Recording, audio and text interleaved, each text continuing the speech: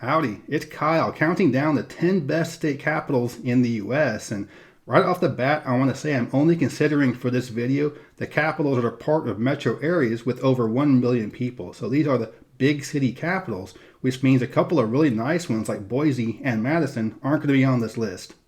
In my opinion, this is the strongest category of cities in the US right now. If I were to do a countdown of the 20 best overall big cities in the country, all 10 of these would be on that list, and they all have a pretty strong economy, good job market, and pretty good wages. And right now, the media are beating down on big cities. There are a lot of problems going on in some of the cities right now, but the cities on this list are not the ones people are talking about when they're talking about horrible cities.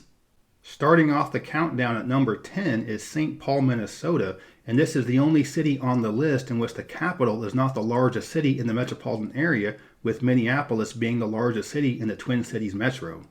The whole area has about 3.7 million people, which ranks it 18th in the US. And unlike most of the rest of the Midwest, the Twin Cities area is actually growing in population, largely due to an above average job growth rate.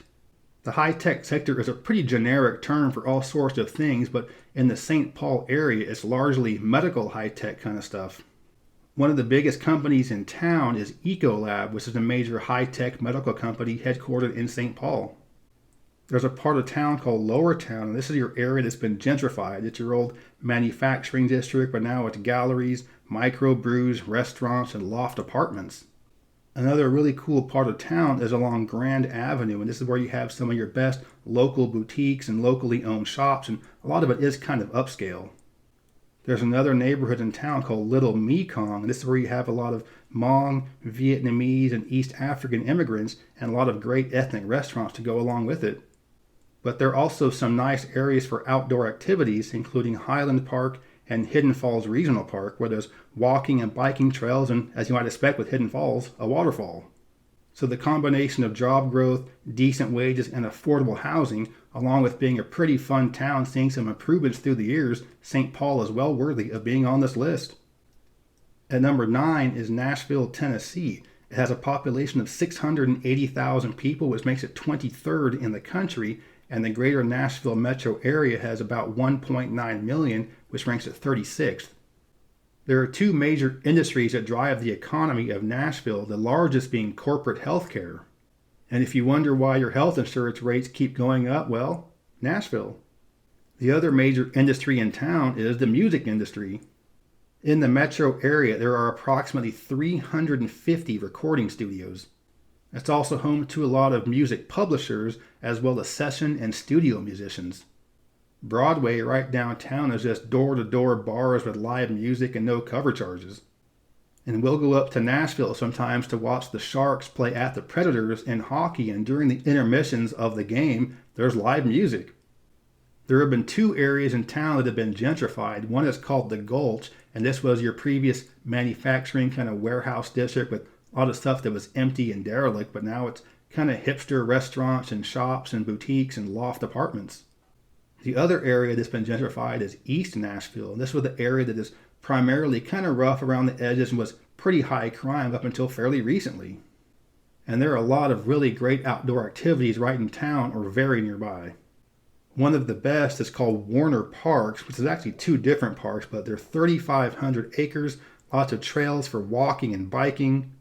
And there are a lot of other great wooded areas in the region, some that are maybe a little more wilderness-like, especially Beeman Park.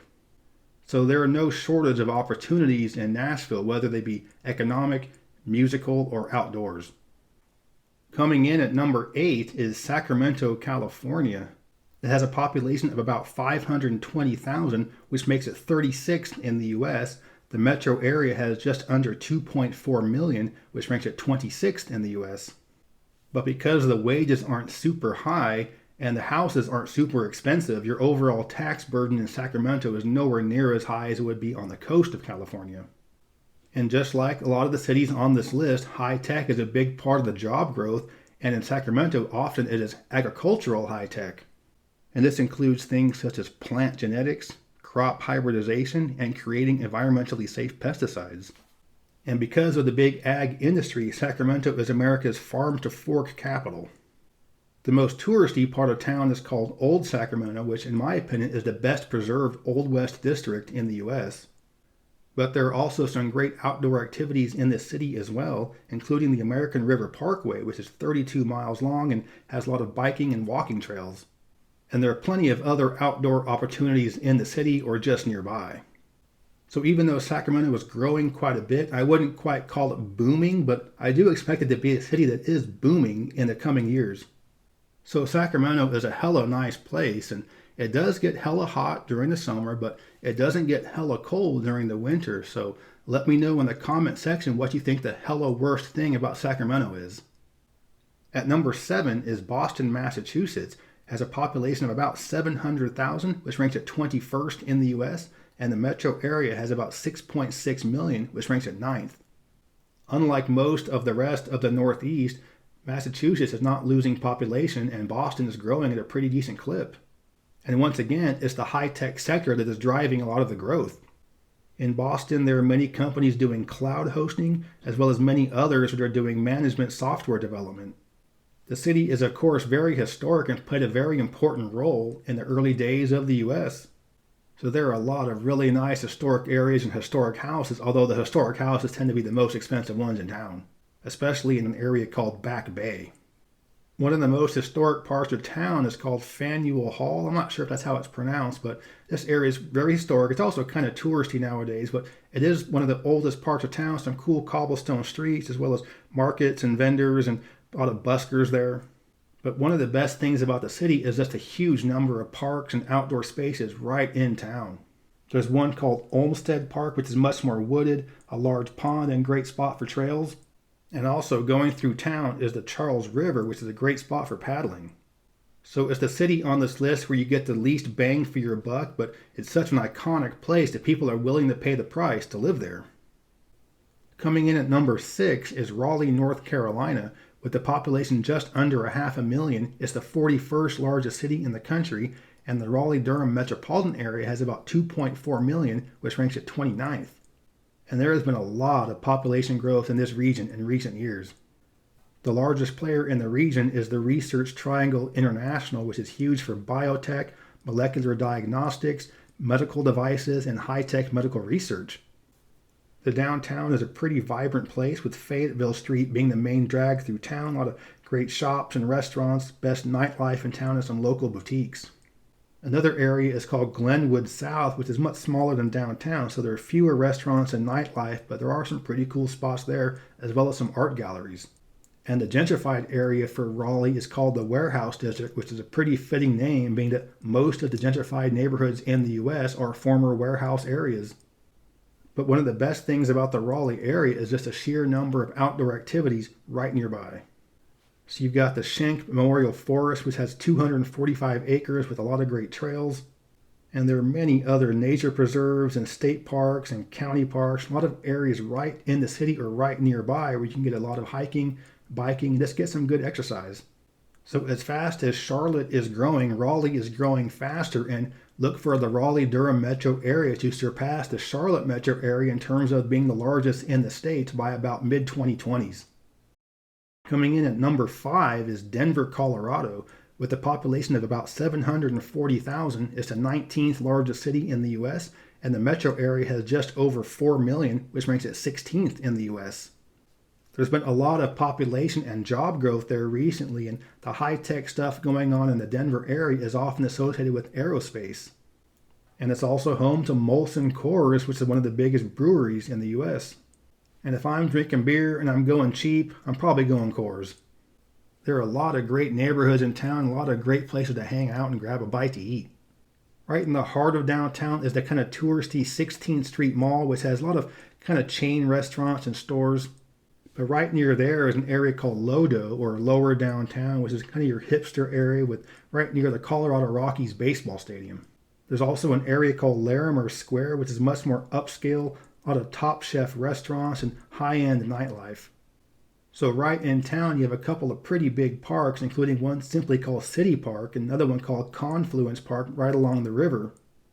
And even though it isn't a big deal, I did want to mention Trail Gems geology tours.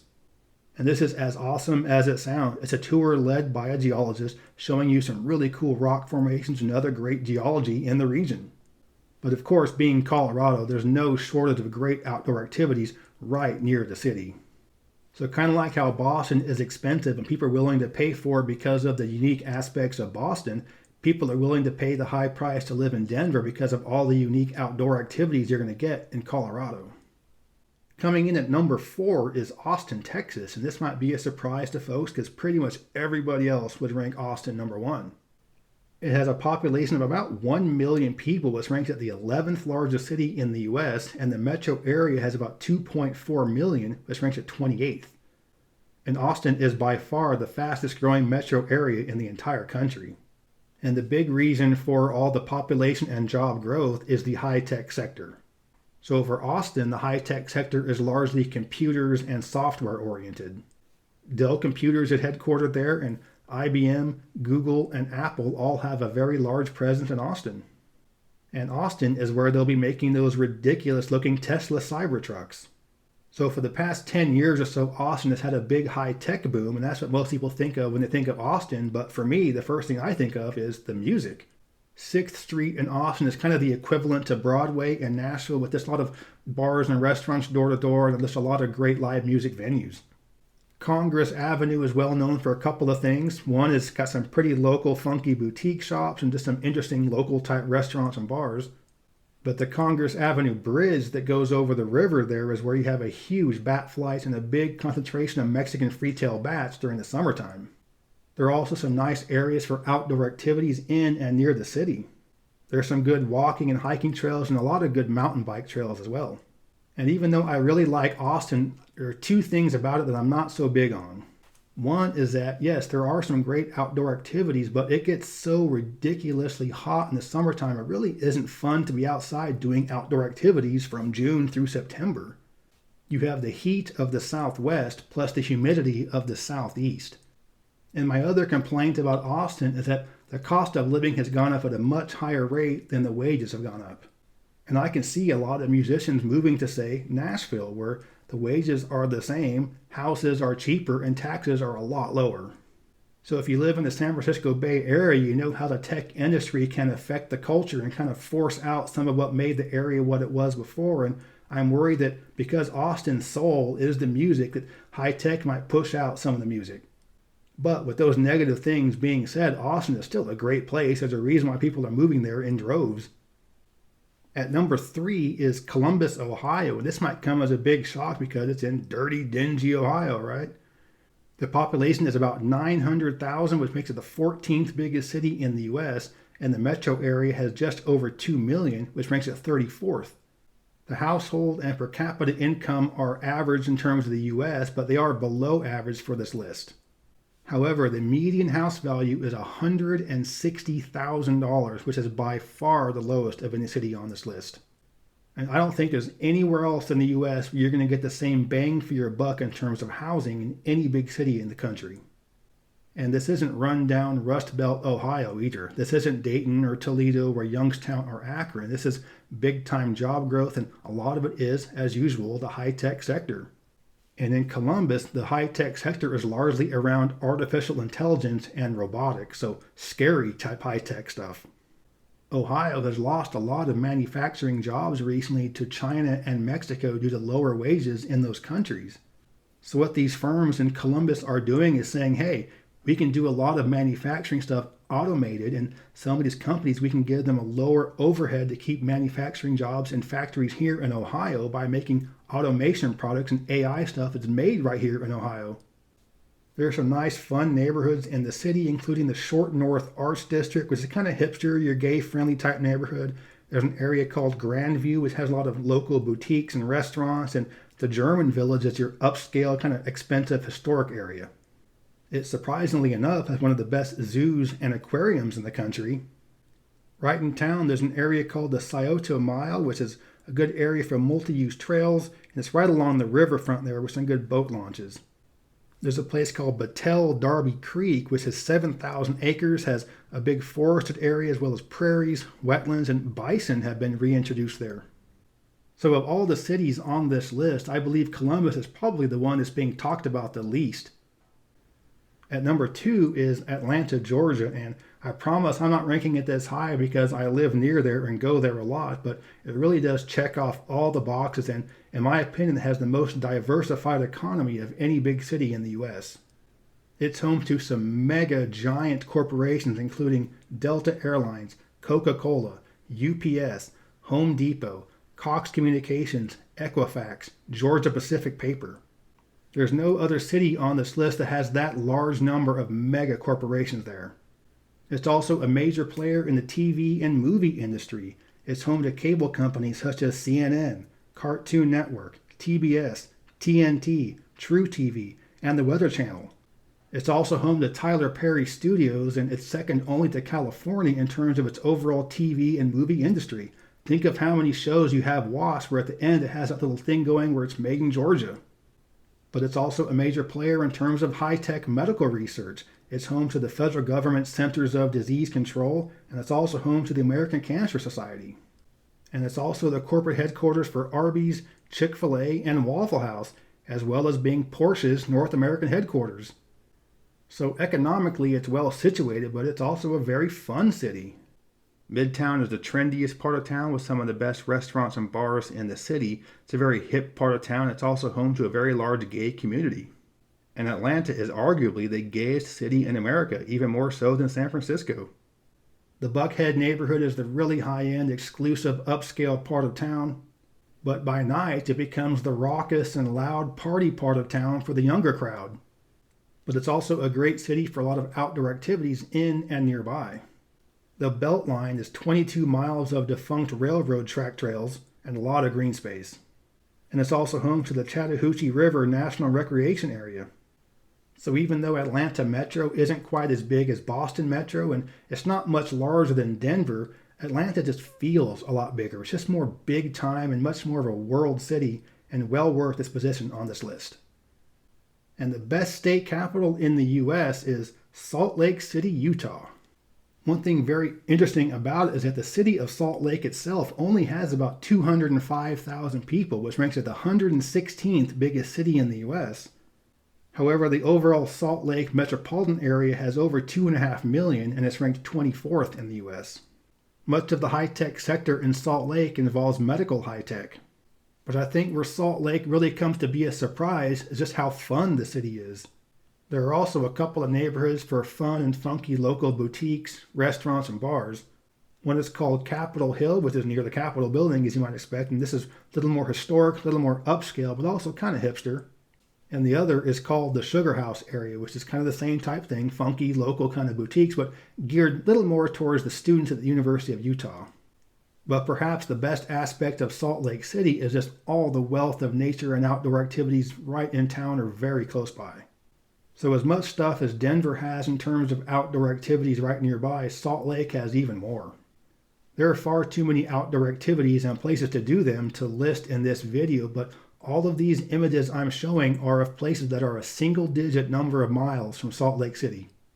And the climate there is wonderful. It doesn't really get that hot during the summer, and believe it or not, it doesn't really get that cold in the winter.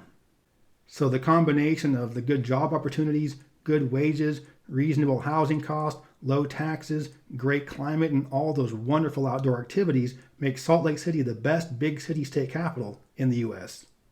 So those are the 10 best state capitals in the U.S. And like I was saying at the beginning of the video, this list isn't much different than what would be the list of the overall best big cities in the country. So right now, the high-tech sector is what is driving the U.S. economy. The jobs of the 21st century are high-tech, high-skilled, highly educated. So a lot of these jobs are in places that have a highly educated population that are often these state capitals, and all of these have a major university either in town or right nearby. So that is the future of the U.S. economy, and that's why cities like these are doing so well. I hope you enjoyed this video. If you did, please give me a thumbs up to let me know you approve, and subscribe to this channel if you're interested in learning more about U.S. geography. I'm comparing and contrasting cities and states in all kinds of various categories, ranking things, talking about cross-country road tripping, just general U.S. travel kind of stuff. But yeah, thanks for watching. Geography King, signing out.